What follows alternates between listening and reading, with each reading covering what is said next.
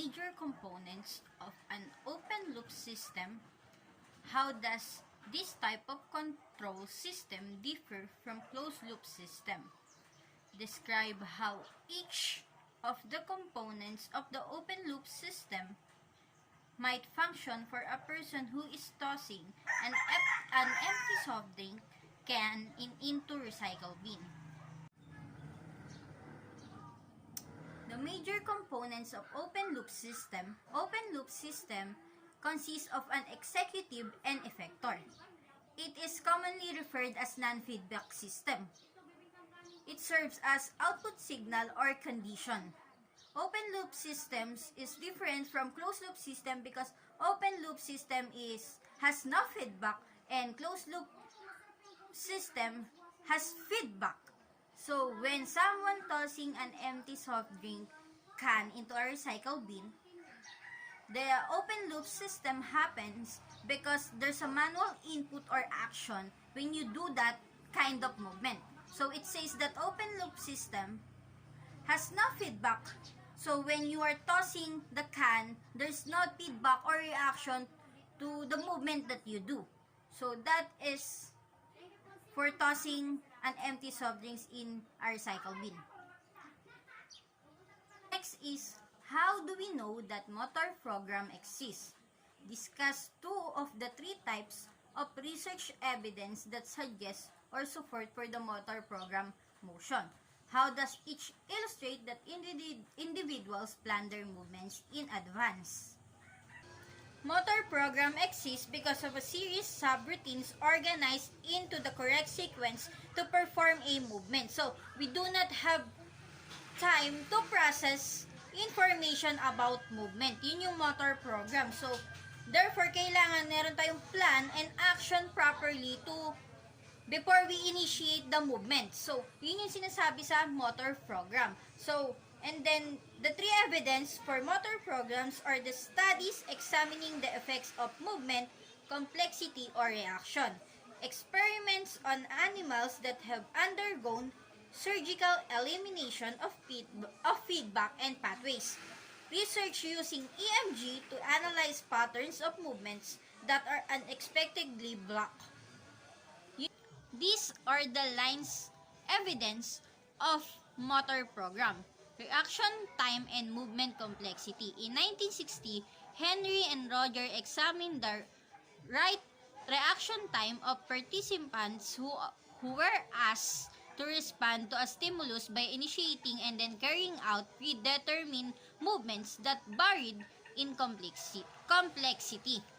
So, what they found in reaction time increase as the complexity of the movements to be produced increase. So, in 1960, si Henry and Roger, sila yung nag-i-examine ng mga reaction time na kinukuha nila sa iba't ibang klase ng participants nila. So, dun pa lang na-determine na nila kung ano yung some movements na merong kailangan ng reaction time. So, as time goes by, so, merong mga kanya-kanyang progress yung reaction time. So, reaction time increases when additional elements are added to a movement. So, dun sa reaction time and movement complexity, so, if the reaction time will increase, so, merong mga movement na madadagdag or elements sa isang movement. So, dun pa lang napapakita na yung progress ng reaction time sa motor program. Next is, reaction time increases when movements require the coordination of a greater number of limbs. So, dito nagka-progress din and then meron ding reaction time sa motor program because of yung movements and the coordination of a great number of limbs. So, syempre, when you are going to perform or you had to perform or a certain movements, merong the combination of limbs na ginagamit mo. So, dun pa lang nakikita na yung progress nung motor program.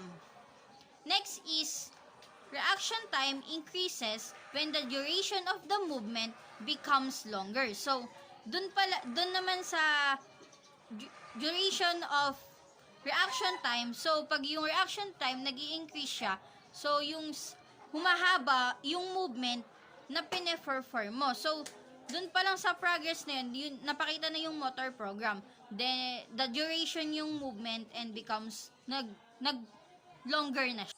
Next is, how do humans produce novel movements? Are such movements really new? Provide an example of a novel movement that may be produced by shuffleboard player or a professional golfer, an airplane pilot, or a wheelchair basketball player. Humans produce novel movement by producing an action beyond their pain and limitation.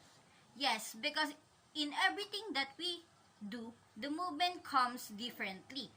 And we had progress, so for me, movement comes naturally and new. The best example for me is a wheelchair basketball player. Why? Because there is pain and limitation included in that movements. A wheelchair basketball player will push themselves to do a good movement even they have some changes in doing it. So the adjustment comes, and then a wheelchair basketball player will push their limits to perform a movement. Next and last for activity number 1, what is the generalized motor program? Indicate how this concept allow us to explain the way performers adjust their movements to meet different sets of environmental demands. Using the example you selected in previous question, explain how the generalized motor program might function to produce the performer's novel movement.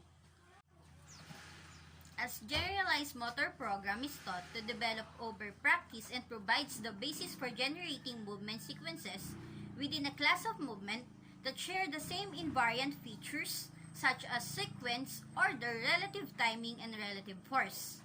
In my example in previous question, the wheelchair basketball player, they generalized the motor program function because in being a wheelchair basketball player, you had to develop your movement by practicing and had a lot of concentration in better timing to perform a game. So sinasabi kasi dito sa generalized program is you have to make sure that you have adjustments in certain place or certain movements na kailangan mag-adjust.